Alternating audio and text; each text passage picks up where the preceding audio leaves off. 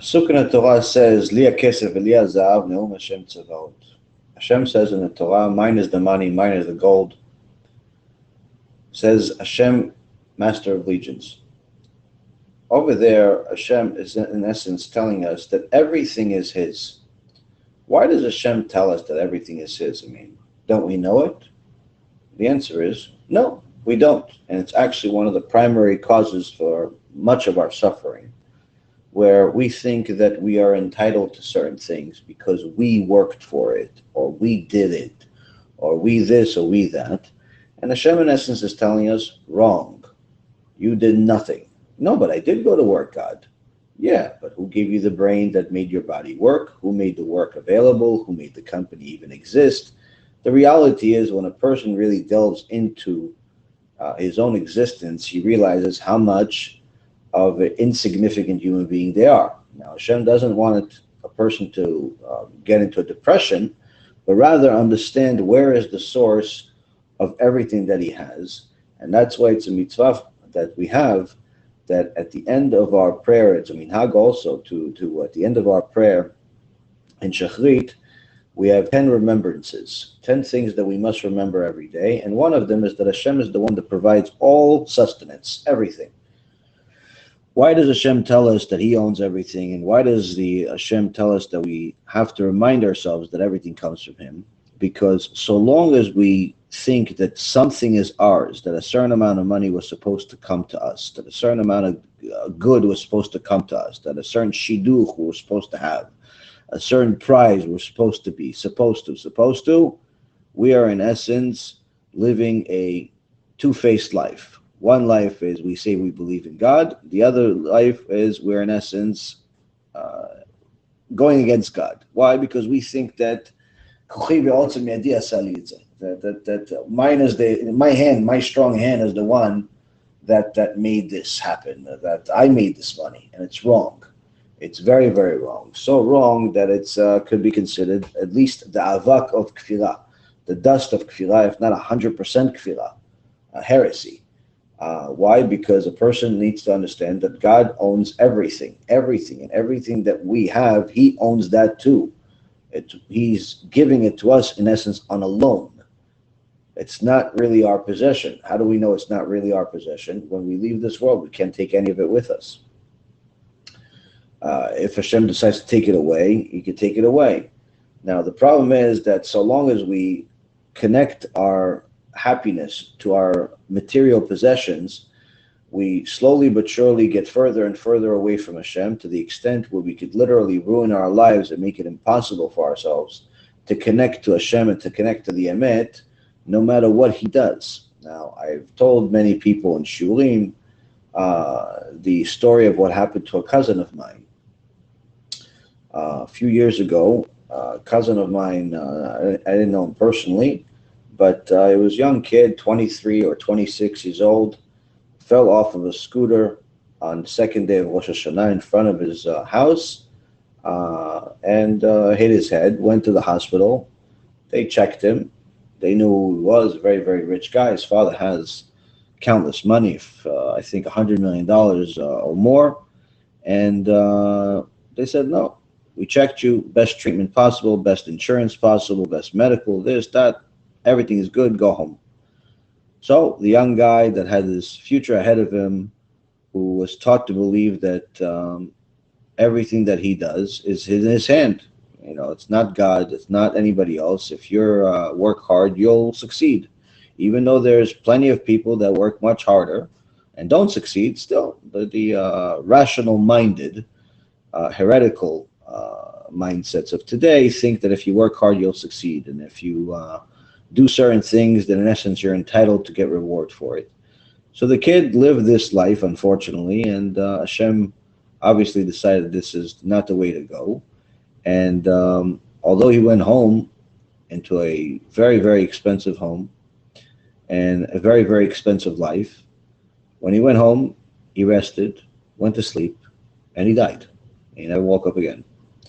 Now, if that wasn't bad enough for his father, that had literally, or has literally, more money than he could spend in several generations, just about 4 months ago, his brother, this young man's brother, or this uncle's son, second son, died at, I believe it was 48 years old, died in his apartment. So he saw two of his children die in his own life, which Mara says is one of the worst punishments a person can get. Now, with all of that happening, two kids dying in a couple of years, you would think that the person would stop being an atheist, would stop being a heretic against Hashem, would get the sign, would wake up. But no, unfortunately, my uncle did not get the sign. He did not get the message. He continued going against Hashem. He continued doing things that whatever he felt like. He thought he was a good guy. He thought he was a good person. He thought that money could solve a lot of other issues and these things will go away. Well, apparently they didn't, because this morning he got the news that he has throat cancer. And all the money in the world that he has and doesn't have is not going to be able to buy him an extra day in life. And that's why the Torah says in Parashat Vayetchanan, Meshalem el sonav el panav le'avido.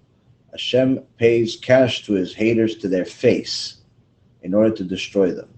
That sometimes Hashem gives a person many, many chances in order to do TESHUVA, gives him different tests, gives him different things, but so long as the person thinks that their material success is going to bail them out of their troubles, whether it be health or otherwise, it's very hard for them to accept that rebuke from heaven, to accept that there's anything from heaven, no matter what happens, until it's too late. And that's why Hashem at some point decides that I'm going to pay this person cash to their face for whatever mitzvot and good that they did in this life in order to destroy them. Meaning that once the person arrives in Shamayim, they have nothing but bad waiting for them. How long? Permanent. Hashem yishmor v'yatzil. So, you see, it's not only a bad idea to connect our happiness to possessions, it's dangerous. It's dangerous to think that we own anything. It's dangerous to think that we possess anything, because the only thing that we can possess is things that we can take with us wherever we go. And that's why years ago, at the time of the Spanish Inquisition, the Abarbanel, which was one of the Jewish sages that was also the treasurer of Spain, was a very smart person and very successful.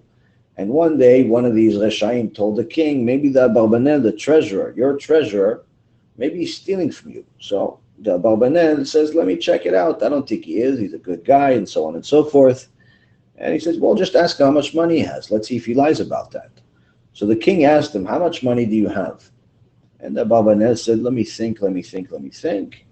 And he gave him an amount. The king was so upset by this amount because he knew that just as Abarbanel's house was worth more than that. Just his house was worth more than that. Immediately he said, throw him in jail. He's a liar. He's a thief. If he's lying to me, surely he's stealing from me. And he threw him in jail until I decide what to do with him. After a few days, the king just couldn't deal with it. He said, obviously that Abarbanel is a very wise person. He knows that I know and I could find out how much money he has. Why would he lie to me with telling me such a low amount? So he went to the prison cell and asked Abarbanel, why did you lie to me? So Abarbanel told him, I didn't lie to you, Your Highness.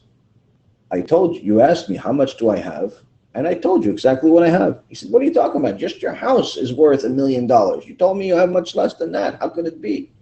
He said, no, Your Highness, you asked me what do I have. My house is not mine. The money in the bank is not mine. The money in the safe is not mine. How do I know? Look, just in a matter of a second, when I gave you an answer, you didn't even want to investigate. You took all of my possessions and everything became yours in a second. So does that mean it's mine? Obviously not. So the amount that I told you was the amount of money that I've spent on giving tzedakah, on actually investing into something that's going to be eternal.